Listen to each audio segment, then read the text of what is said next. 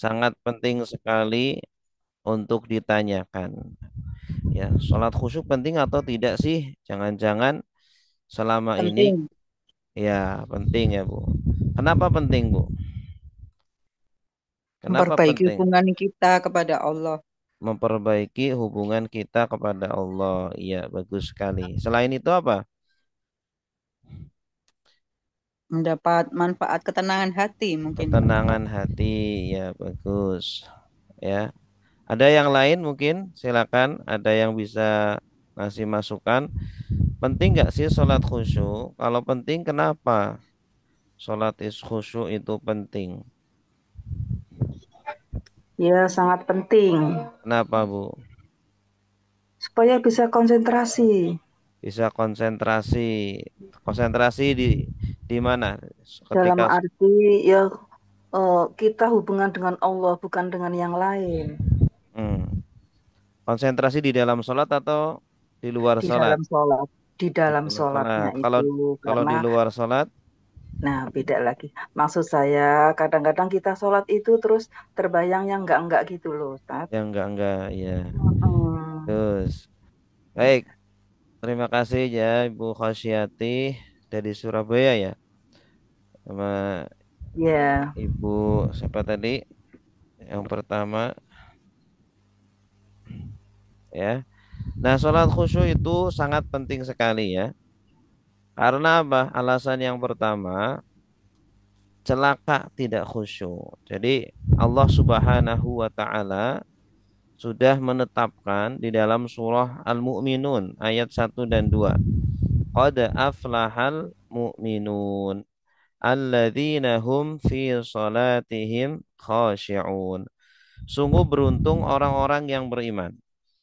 Qad aflahal mu'minun. Siapa? Alladzina hum fi salatihim khashi'un. Yang mereka khusyuk di dalam salatnya. Ya, artinya apa? Orang yang tidak khusyuk di dalam salatnya berarti tidak beruntung. Ya, kebalikannya beruntung apa? Celaka, ya, atau merugi. Nah, jadi kalau kita ingin menjadi orang-orang yang beruntung, maka harus memperbaiki sholat kita, ya, harus meningkatkan kekhusyuan sholat kita. Jadi sholat itu tidak hanya bacaan saja, tidak hanya gerakan saja, ya, tetapi harus ada khusyuk, harus ada fokus, konsentrasi dengan apa yang kita baca, harus paham dengan apa yang kita baca nih. Makanya Nabi bersabda ya, yang artinya awal yang pertama dihisab nanti di hari kiamat adalah sholat. Apabila sholatnya baik, maka baik pula seluruh amalnya. Ini jadi kalau kita ingin memperbaiki dunia dan akhirat kita, maka pertama yang diperbaiki adalah sholatnya. Ini. Insya Allah kalau orang baik sholatnya, ya baik sholatnya di sini bukan berarti cuma melakukan saja, tetapi juga berkualitas. Ya tidak hanya melakukan saja 5 waktu sehari, tetapi juga sholatnya berkualitas. Fokus, konsentrasi di dalam sholatnya, mengingat Allah, bukan mengingat yang lain di dalam sholat. Maka ini akan memperbaiki amalan-amalan yang lainnya. Ini. Baik. Kemudian yang kedua, saking pentingnya khusyuk, Nabi Shallallahu Alaihi Wasallam berlindung kepada Allah dari hati yang tidak khusyuk. Ya, nah karena hati yang tidak khusyuk ini sesuatu yang berbahaya, sesuatu yang merugikan. Ya, orang kalau sholat tidak khusyuk ini ya akan merugikan ya bagi dirinya ya karena sholatnya akan ditolak oleh Allah. Ya, dalam satu hadis disebutkan ada orang yang 60 tahun sholat tetapi tidak ada satupun dari sholatnya yang diterima oleh Allah Subhanahu wa taala. Nah, makanya di sini Nabi ya mewanti-wanti ya berlindung kepada Allah dari hati yang tidak khusyuk. Beliau mengajarkan doa kepada umatnya, Allahumma inni a'udzubika min ilmin la yanfa' wa min qalbin la yakhsha' wa min nafsin la tashba' wa min da'watin la yustajabu laha. Ya Allah, aku berlindung kepadamu dari ilmu yang tidak bermanfaat, dari hati yang tidak khusyuk. Nah ini, wa min qalbin la yakhsha, hati yang tidak khusyuk. Oh ya, jadi khusyuk itu letaknya memang di dalam hati, ya, letaknya di dalam hati. Jadi lisan mengucapkan, pikiran memikirkan, hati merasakan, menjiwai.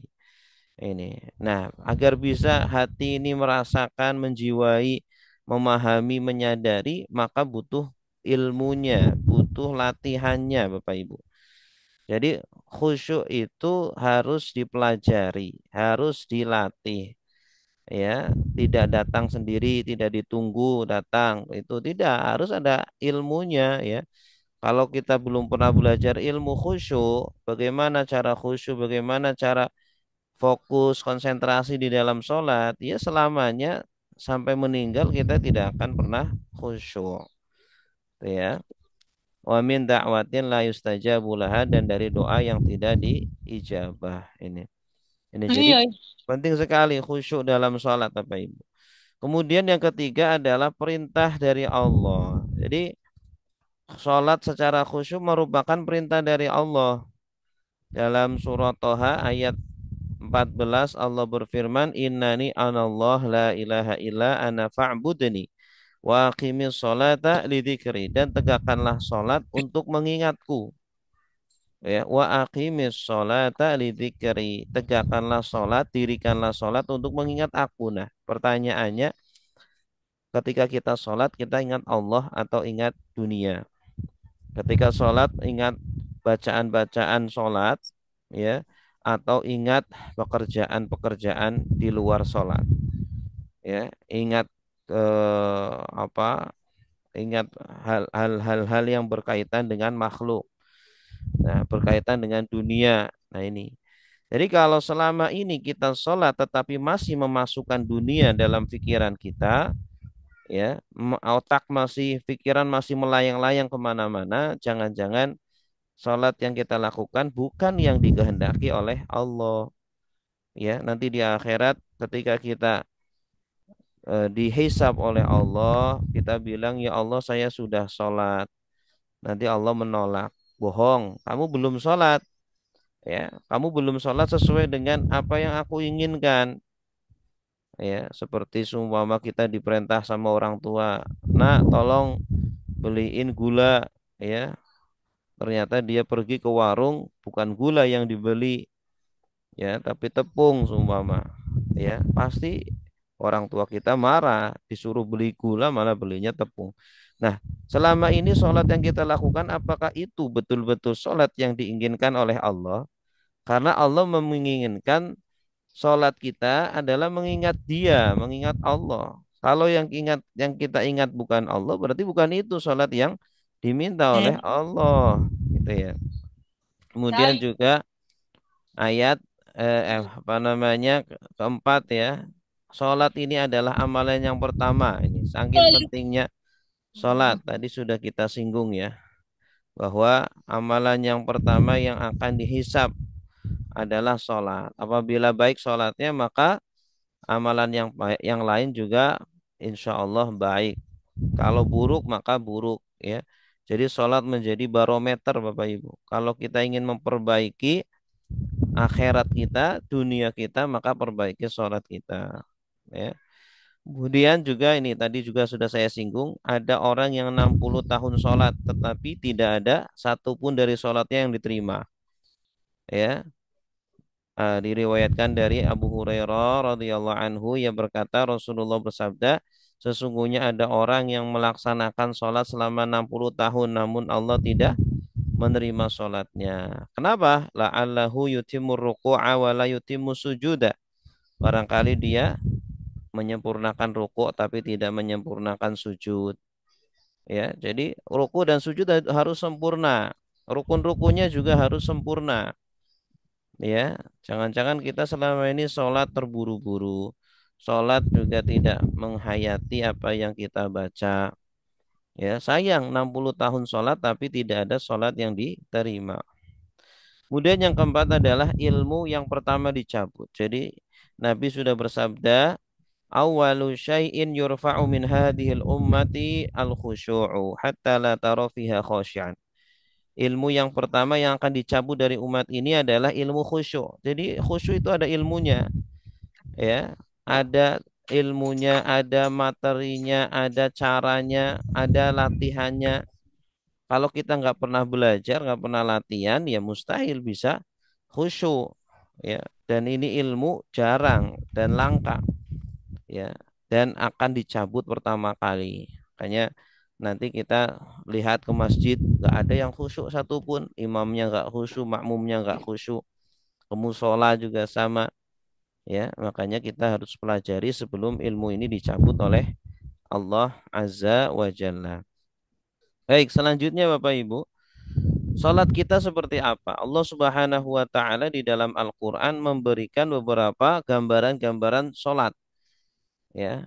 Salat yang pertama adalah salat mabok, ya. Ada orang yang salat tapi seperti orang yang mabok. Di dalam surah An-Nisa ayat 43 Allah berfirman, "Ya ayyuhalladzina amanu la taqrabus salata wa antum sukara hatta ta'lamu ma taqulun." Wahai orang-orang yang beriman, janganlah kamu mendekati sholat ketika kamu sedang mabuk sampai kamu sadar apa yang kamu ucapkan. Ya, memang ayat ini berkaitan dengan sahabat yang dulu ketika khamar belum diharamkan, mereka sholat dalam kondisi mabuk. Akhirnya ditegur, ya, jangan kalian sholat dalam kondisi mabuk. Karena kalau orang mabuk itu kan nggak paham apa yang diucapkan, nggak sadar. Nah, ketahuilah Bapak Ibu, sekarang juga banyak orang yang sholat dalam kondisi mabuk karena tidak paham apa yang diucapkan. Ya, kalau mereka sahabat memang mabuk dengan minuman keras. Nah, sekarang kita mabuk dengan dunia kita, mabuk dengan pekerjaan, mabuk dengan kesibukan-kesibukan. Sehingga di dalam sholat pun kita masih sibuk dengan dunia, ya, tidak sibuk dengan Allah. Ya. Terus kapan lagi kita akan sibuk dengan Allah? Kapan lagi kita meluangkan waktu kita khusus untuk Allah? Kapan lagi kita berbincang-bincang dengan Allah? Ya, bercengkerama, bermanja-manja dengan Allah. Kalau bukan ketika sholat. Allah hanya minta 5 menit saja. Ya, 5 menit untuk sholat. Ya. Setelah sholat silakan kita sibuk dengan dunia. Ya, nah masa 5 menit kita nggak bisa fokus sih untuk Allah, sedangkan untuk dunia kita bisa berjam-jam, begitu ya. Jadi makanya jangan sampai kita termasuk orang yang mabuk di dalam sholat kita, pikiran melayang kemana-mana, ya, hati juga tidak khusyuk. Yang kedua adalah sholatnya orang munafik. Innal munafikina yukhadi'una Allah wa huwa khadi'uhum. Wa idza qamu ila sholati qamu kusala yura'una an-nasa wa la yadhkuruna Allah illa qalila. Sesungguhnya orang-orang munafik itu menipu Allah. Mereka mengucapkan beriman padahal hatinya tidak beriman. Wa huwa khadi'uhum. Allah akan balas tipuan mereka. Nah, ciri-ciri orang munafik apa? Wa idza qamu ila sholati qamu kusala. Kalau mereka sholat, berdiri untuk sholat, mereka malas-malesan. Jadi orang munafik juga sholat, ya. Orang munafik aja sholat. Oh, ini banyak orang Islam nggak sholat. Berarti lebih munafik dari orang munafik dong. Nah, ini orang munafik itu sholat, tetapi malas-malasan, ditunda-tunda, ya. Kalau sholat cepat-cepat selesai, pengen cepat selesai. Dan tidak ingat kepada Allah kecuali sedikit. Nah, kalau kita di dalam sholat kok pengen cepat-cepat kelar, pengen cepat-cepat selesai, bubar. Jangan-jangan kita Pak, seperti Pastor orang Sumelito. orang munafik ini, ya. Mbahnya Sholatnya makasih hanya semua ya. hanya sholatnya hanya ingin dilihat orang lain saja. Ya. Ini sholatnya orang munafik. Ya, kita harus sholat ya hanya untuk Allah, ya, hanya untuk Allah, bukan untuk yang lain.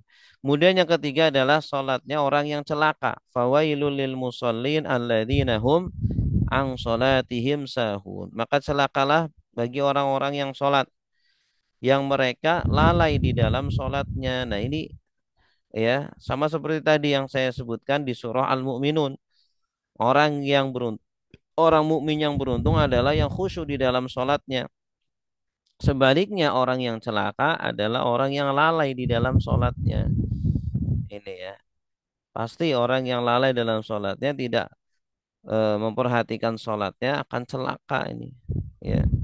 Karena sholat ini yang menjadi barometer bagi amalan-amal yang lainnya. Orang kalau bagus sholatnya insya Allah amal yang lain juga bagus. Kemudian yang keempat sholat baru khusyuk. Orang yang sudah mulai khusyuk. Jadi orang itu khusyuk itu ada tahapan-tahapannya. Ada orang yang baru mulai khusyuk. Orang yang sudah menengah, sudah intermediate. Ya. Qad aflahal mu'minun alladzina hum fi salatihim khashi'un. Nah kemudian selanjutnya mulai khusyuknya terjaga. Walladzina hum ala salatihim yuhafidhun ulaika fi jannatin mukramun. Mereka orang-orang yang menjaga atas salatnya. Mereka itu di dalam surga dimuliakan. Jadi khusyuk itu perlu dijaga. Ya, perlu dilatih terus ya. Asalnya kita khusyuk 10% naik menjadi 20, 30 sampai 100%. Dan yang terakhir adalah sholat khusyuk yang berkarakter ya, yang menjadikan kita mencegah dari perbuatan keji dan mungkar.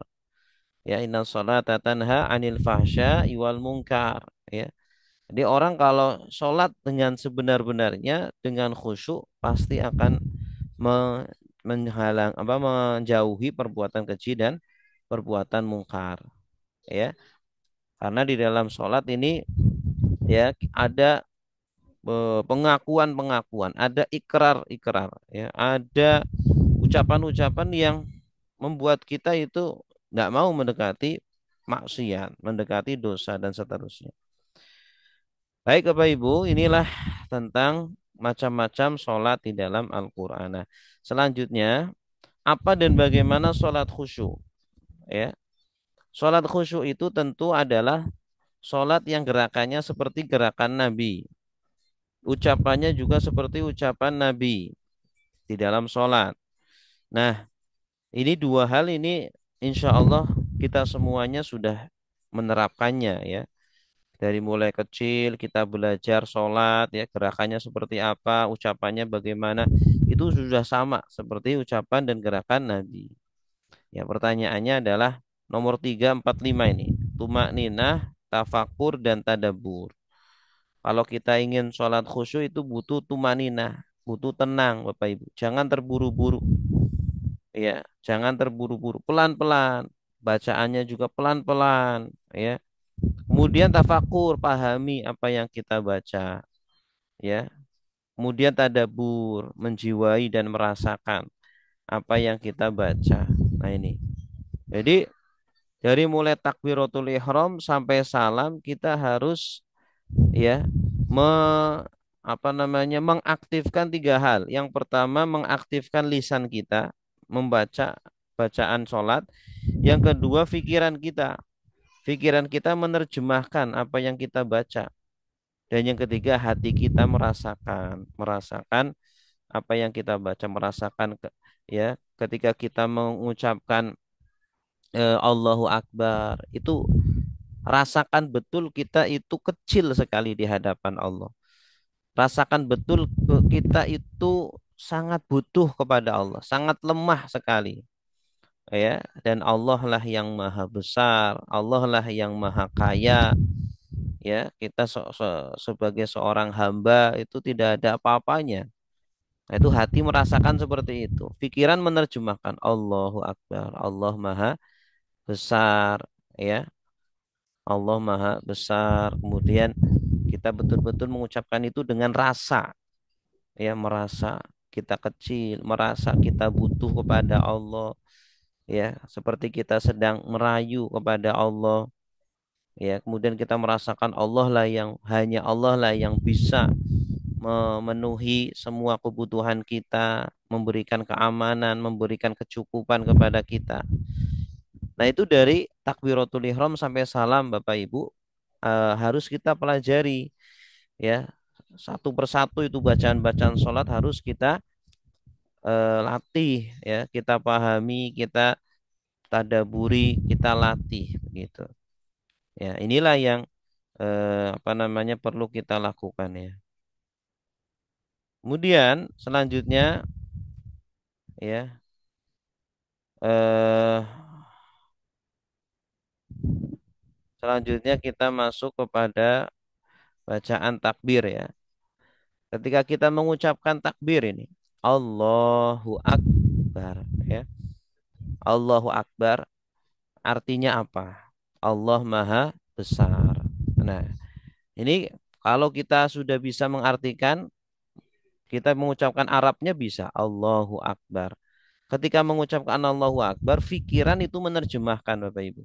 Allah Maha Besar, ya. Kemudian hati ini merasakan, ya Allah, Engkau Tuhan yang Maha Besar.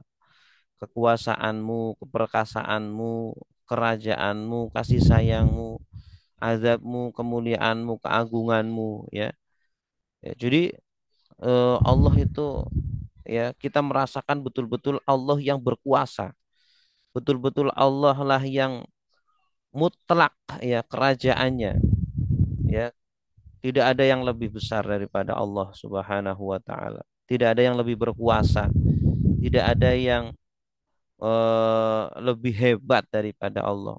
Ya, raja-raja di dunia ini ya apa orang-orang yang jahat ya mau menjahati kita semuanya kecil kalau kita bersama Allah.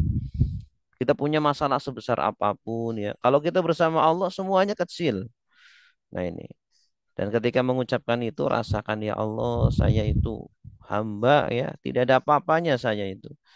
Walaupun gelarnya profesor, doktor ya. Tidak ada apa-apanya di hadapan Allah. Ya, walaupun hartanya kita banyak, walaupun kita punya anak banyak, ya nggak ada apa-apanya di hadapan Allah. Ya, kalau Allah berkehendak sekarang kita tertimpa musibah, ya terjadi. Kalau berkehendak sekarang kita jatuh, jatuh juga. Sekarang diambil nyawanya sama Allah bisa gitu ya. Makanya kita betul-betul pasrah ketika mengucapkan Allahu Akbar. Ya, ini. Dan ketika mengucapkan Allahu Akbar, kita betul-betul tidak berani melanggar ya aturan-aturan Allah. Kalau kita mengucapkan Allahu Akbar, lisan kita mengucapkan Allahu Akbar, pikiran kita memahami, hati kita merasakan, tapi perbuatan kita masih berani kepada Allah, masih berani maksiat, masih berani melanggar aturan-aturan Allah, berarti kita masih bohong dengan ucapan Allahu Akbar. Nah, itu hayati betul-betul Bapak Ibu. Rasakan betul-betul Allahu Akbar itu konsekuensinya apa. Allahu Akbar itu tidak hanya di lisan, tidak hanya di pikiran, tidak hanya di hati, tapi prakteknya dalam kehidupan sehari-hari kita itu apa. Ya, kalau kita mengucapkan Allahu Akbar tapi dengan istri, dengan suami kita berani, dengan istri kita juga dolim, dengan anak juga sama. Dengan orang lain menipu, berbohong, gitu ya. Dolim, kita berani apa mengambil harta yang haram, makan harta yang haram. Ya berarti Allahu Akbar, Allahu Akbar kita bohong. Setiap hari kita sholat, ya bohong, ya formalitas saja. Allah tahu, Allah tahu ya. Di dalam sholat dan di luar sholat Allah tahu semua perbuatan kita, isi hati kita tahu ya. Itu. Allah masih sayang aja, kita masih diberi kesempatan untuk terus bisa sholat, diberi kesempatan untuk terus bisa hidup. Padahal setiap kali sholat ya, kita mengucapkan Allahu Akbar, tapi kenyataannya dalam kehidupan sehari-hari kita banyak melanggar. Nah ini Bapak Ibu ya, jadi seperti itulah sahabat ketika sholat bisa khusyuk, bisa nikmat ya, karena betul-betul melakukan dengan lisan, dengan pikiran, dengan hati, dan praktekkan dalam kehidupan sehari-hari. Sehingga mereka tidak pernah khawatir. Para sahabat nggak pernah khawatir dengan masalah sebesar apapun selagi mereka bersama Allah Jalla Jalaluh. Ini. Ini baru takbir ya. Kemudian kita ketika takbir kan mengangkat tangan Bapak Ibu. Itu betul-betul pasrah berarti. Kita mengangkat tangan Allahu Akbar. Kita pasrah udah seluruh urusan kita serahkan kepada Allah dah. Ya yang penting kita taat aja sama Allah. Allah akan ngurus urusan kita. Kita buang sejauh-jauhnya dunia di belakang punggung kita. Angkat tangan, buang dunia, udah fokus dengan Allah saja.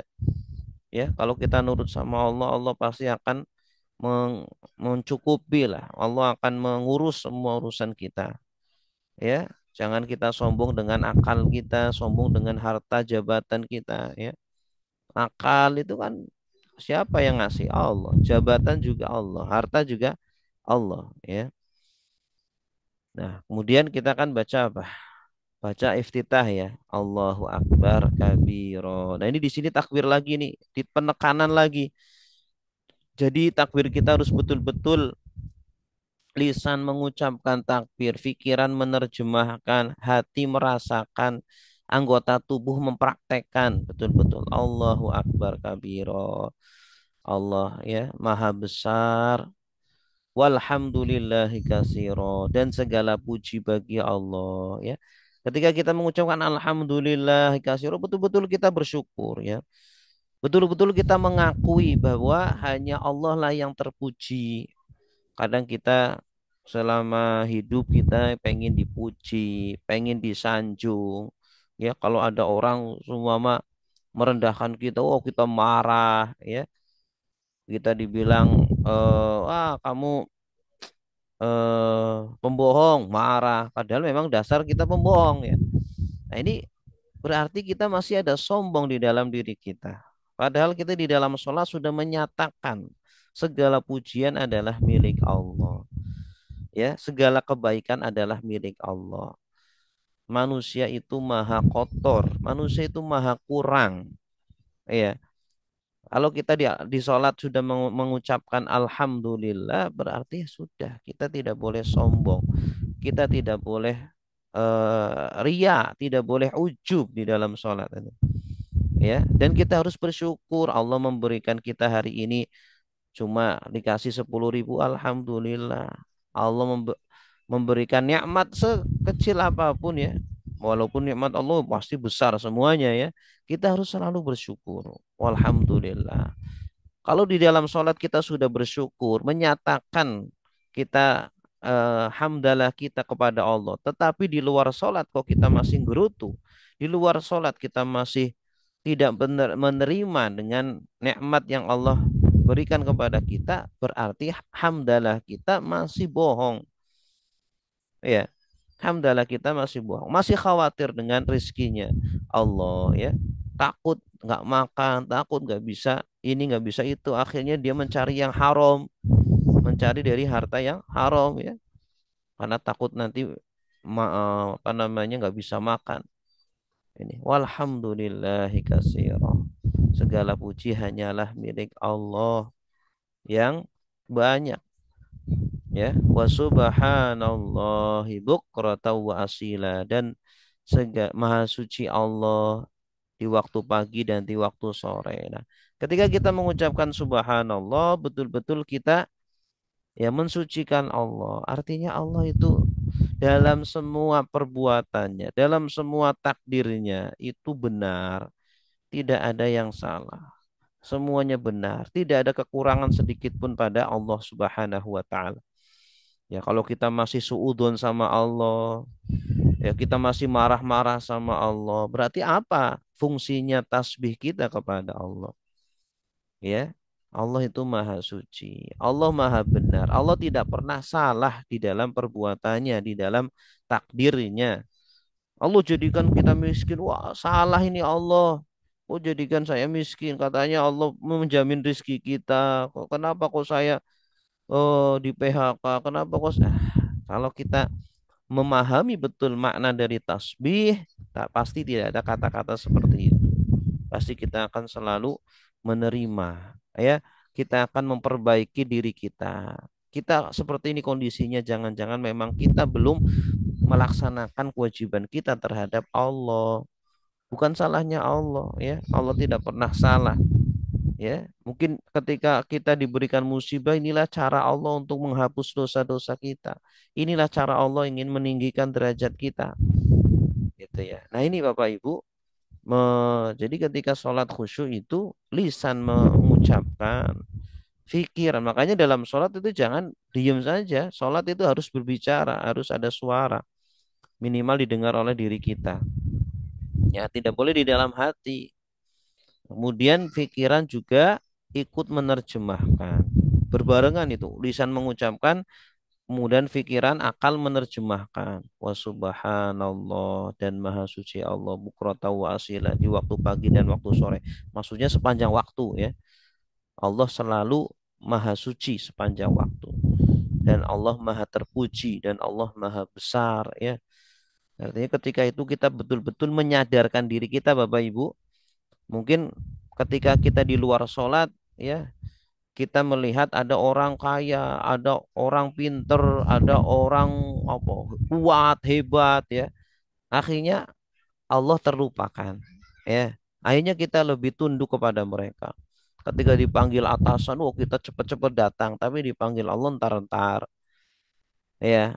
Kita kagum dengan artis, oh kita kagum dengan atasan, kita kagum dengan orang kaya, orang jabatannya tinggi, lupa dengan Allah. Padahal itu mereka semuanya nggak ada apa-apanya di hadapan Allah. Nah makanya dengan sholat ini kita diingatkan sama Allah. Allahu Akbar kabiro, walhamdulillahi kasiro. Ya, Allah lah yang maha besar, Allah lah yang maha hebat, Allah lah yang maha kaya, Allah lah yang maha terpuji, yang maha suci gitu ya. Kita melihat kadang ada orang sempurna, hebat ini sempurna, udah kaya, udah ganteng, pinter ya. Oh, maunya sempurna lah, kayak orang kayaknya perfect. Itu dalam pandangan kita. Padahal tidak ada yang sempurna kecuali Allah ya. Jadi ketika kita melihat makhluk kok kayak sempurna, kita palingkan bahwa yang sempurna hanyalah Allah Subhanahu wa taala. Kita terkadang melihat diri kita sempurna. Oh, Masya Allah, saya itu udah kaya, udah pinter, ganteng. Kok ada orang yang menghina saya? Oh, nggak terima kitanya. Oh, ini kita marah-marah. Nah, salah itu. Kita di dalam sholat sudah mengucapkan wa subhanallah ibu prata wasila. Maha suci Allah, hanya yang sempurna hanya Allah. Adapun kita manusia penuh dengan kekurangan. Ya, jangan kita tertipu dengan kekayaan kita. Jangan tertipu dengan ilmu kita, dengan jabatan kita. Itu semuanya titipan.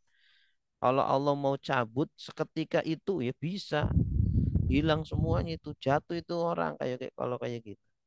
Baik. Nah, ini takbiratul ihram ya Bapak Ibu, bagaimana kita menghadirkan makna takbiratul ihram. Nah, ini sekilas saja ya. Insya Allah nanti kita lanjutkan ya kalau ada kesempatan yang lainnya. Baik, segitu saja Pak Marto. Mungkin ada yang mau ditanyakan?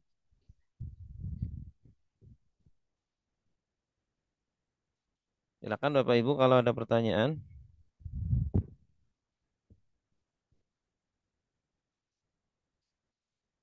Silakan Ibu Ratna. Mau bertanya silakan. Oh, ini ada pertanyaan di chat ya. Saya coba jawab. Berarti sholat khusyuk ini mengaplikasikan rukun iman ya, terutama iman kepada Allah, iman kepada qada dan qadar. Ya, sholat khusyuk itu mengaplikasikan semua ajaran-ajaran Islam, Bu. Ya, semua ajaran-ajaran Islam itu dipraktekkan di dalam sholat khusyuk.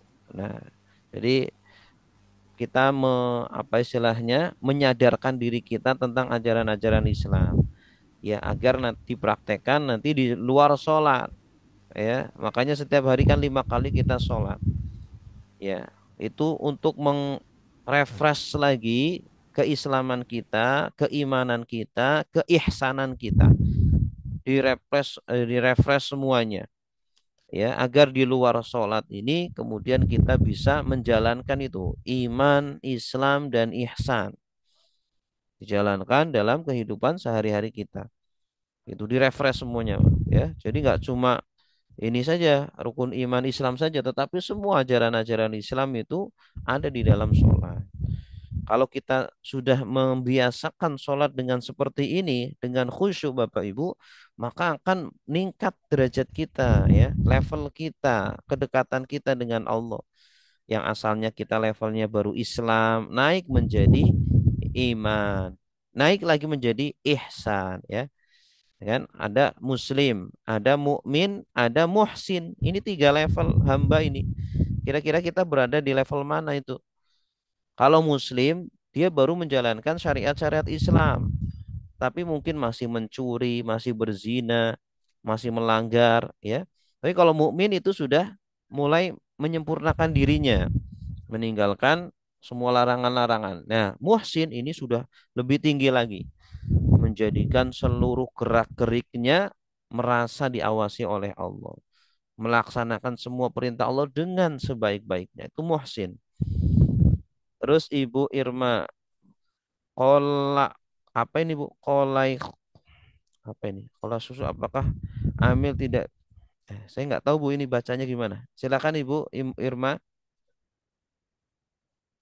Ibu Irma silakan dibacakan pertanyaannya. Ya, Kak. Maksudnya kalau tidak khusyuk, apakah amalannya tidak diterima, Ustaz? Ah, kalau sholat tidak khusyuk, apakah sholatnya tidak diterima?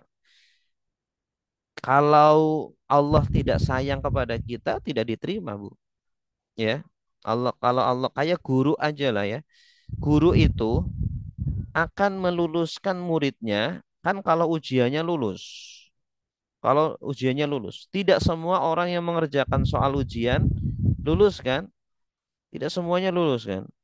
Ya. Oh, yang penting ikut ujian lah, pasti lulus semuanya. Wah, nggak benar kalau guru seperti itu.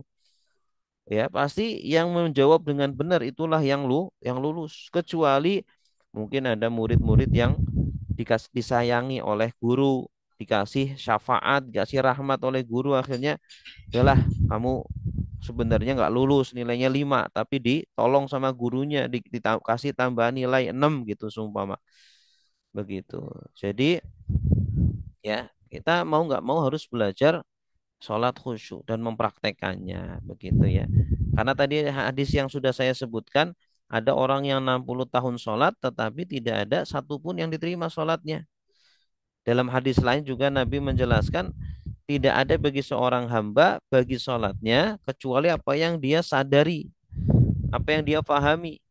Jadi kalau di dalam sholat kita nggak paham apa-apa, kita nggak sadar dengan sholatnya itu, ya nggak ada pahala apa-apa. Kalau kita sadarnya setengah, 50%, ya kita pahalanya 50%. Gitu. Jadi sebesar khusyuk kita di dalam sholat, sebesar itulah pahala yang Allah berikan. Gitu Bu. Wallahu alam. Selanjutnya, Saya pernah dengar Anda kata Ustadz yang mengatakan bahwa ada jin yang tugasnya memang mengganggu orang ya, sholat, gitu, khinzab Ustaz. namanya. Ada jin, ada setan khinzab. Nah, Khi- gimana caranya tuh, Ustadz, menghindari Ya, jin khinzab ya itu? itu cara menghindarinya kita dengan sebelum sholat kita baca ta'awud. A'udzubillahi minasyaitonirrajim. Kemudian kita baca surah An-Nas, ya. Kemudian kita baca Rabbi a'udzubika min hamazati syayatin wa Rabbi a'udzubika ayyahdurun, ya. Tetapi selain itu juga kita harus belajar ilmu khusyuk. Kita sudah minta perlindungan seperti itu, tapi kita nggak tahu ilmunya, ya nggak bisa juga, nggak bisa juga.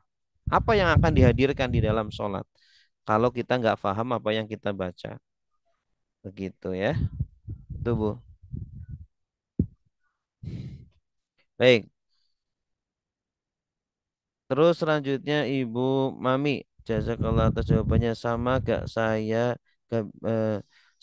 gak saya bisa makin khusyuk dan makin baik jadi hamba Allah dan menjadi musim yang semoga ya Bu ya. Semoga saya. Baik, ada lagi silakan. Silakan Ibu Ratna. Silakan kalau mau bertanya.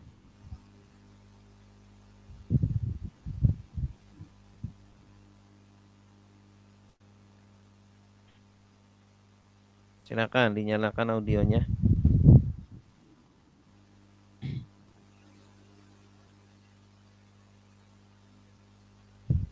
Ustadz boleh ulang